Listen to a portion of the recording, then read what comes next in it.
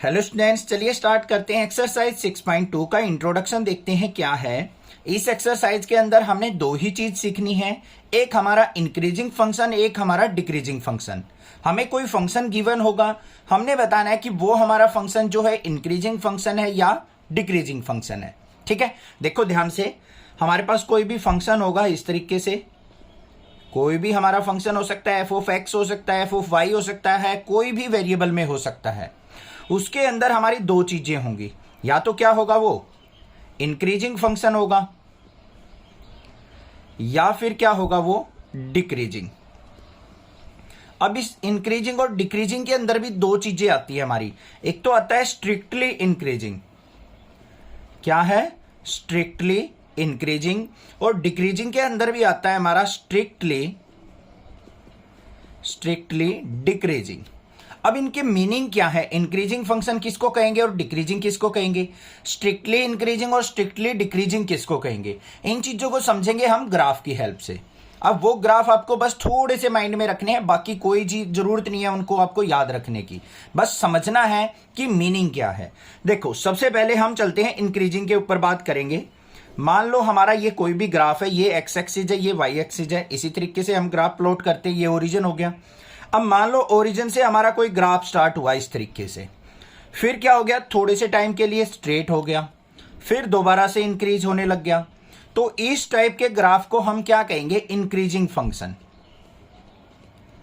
Increasing function का graph है ये।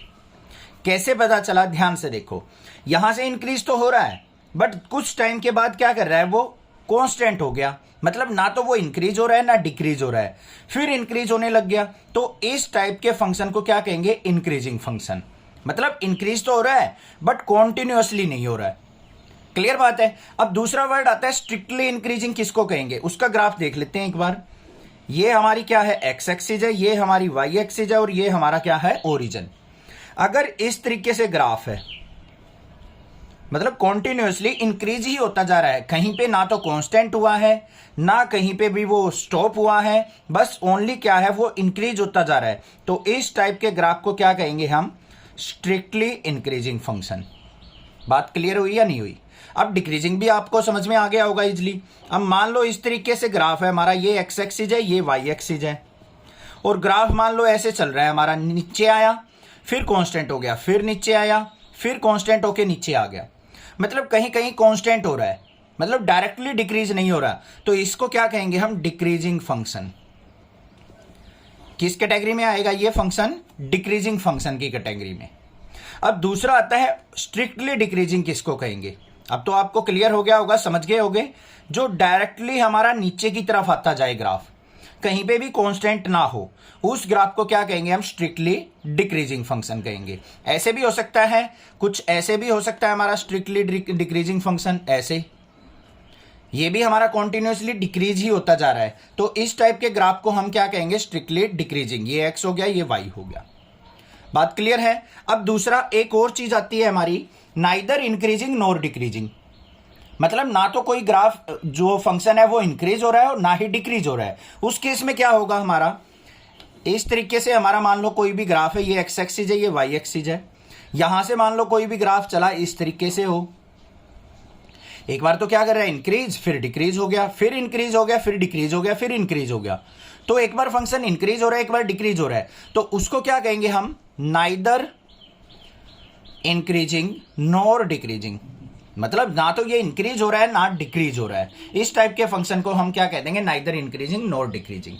बात क्लियर हो गई। अब सर इनका मीनिंग तो क्लियर हो गया हमें, इंक्रीजिंग डिक्रीजिंग का, स्ट्रिक्टली इंक्रीजिंग का, स्ट्रिक्टली डिक्रीजिंग का, बट हम इसको यूटिलाइज कैसे करेंगे एप्लीकेशन ऑफ डेरिवेटिव में, वो और सीख लेते हैं एक बार। इसका यूज कैसे होगा, ध्यान से समझो। अगर मान लो आपको कोई भी फंक्शन दे रखा है एफ ऑफ एक्स, इसके अंदर कोई भी वैल्यू है, मान लो एक्स क्यूब दे रखा है, या कोई और फंक्शन दे रखा है, मान लो f x equal to mod x दे रखा है, या कुछ भी एक्स स्क्वायर दे रखा है। पहला काम क्या है, एक तो हम इसका ग्राफ बना के चेक करें कि ये इंक्रीजिंग है या डिक्रीजिंग है। अब ग्राफ बनाना तो पॉसिबल होता नहीं है, इतना इजी नहीं होता कि आप सभी के ग्राफ बना दो सभी फंक्शंस के। तो और क्या तरीका है, एप्लीकेशन ऑफ डेरिवेटिव को कैसे यूज करके हम यहाँ पे इंक्रीजिंग डिक्रीजिंग देखेंगे। बिल्कुल सिंपल है। आपको एफ एक्स का क्या करना है, एफ डैश एक्स निकालना है। क्या निकालना है, डेरिवेटिव निकालना है। अगर आपका F dash x greater than 0 आ गया, क्या आ गया, F dash x greater than 0, तो ये क्या हो जाएगा, हमारा इंक्रीजिंग फंक्शन हो जाएगा। बात समझ में आई है नहीं? अगर F dash x greater than 0 है तो वो क्या हो जाएगा, इंक्रीजिंग फंक्शन। अगर एफ डैश एक्स हमारा क्या है, लेस देन 0 है, तो वो क्या हो जाएगा, डिक्रीजिंग फंक्शन। अब इतनी बात तो क्लियर हो गई होगी। बस यही चीज करनी है, इन्हीं से इंटरवल निकलेंगे, इन्हीं से हम चेक करेंगे कि इंक्रीजिंग है या डिक्रीजिंग है। वो अभी हम क्वेश्चंस करेंगे, वहां से आपको क्लियर हो जाएगा। आई थिंक यहां पे जो इंट्रोडक्शन था इस एक्सरसाइज का वो यही था, सफिशियंट है। बस थोड़ा सा कंसेप्ट समझना था, बाकी क्वेश्चन से सारे डाउट क्लियर होंगे। ठीक है, चलिए देखते हैं क्वेश्चन नंबर फर्स्ट क्या है। क्वेश्चन नंबर फर्स्ट के अंदर हमें क्या गिवन है, show that the function given by f x equal to 3x plus 17 is increasing on real values. ये हमें फंक्शन दे रखा है, देखो क्या है, f x equal to 3x plus 17। एक तो तरीका है इसका ग्राफ ड्रॉ करके हम इंक्रीजिंग डिक्रीजिंग देख लें। दूसरा तरीका क्या है, इसका डेरिवेटिव। तो यहां पे क्या करेंगे, derivative with respect to x।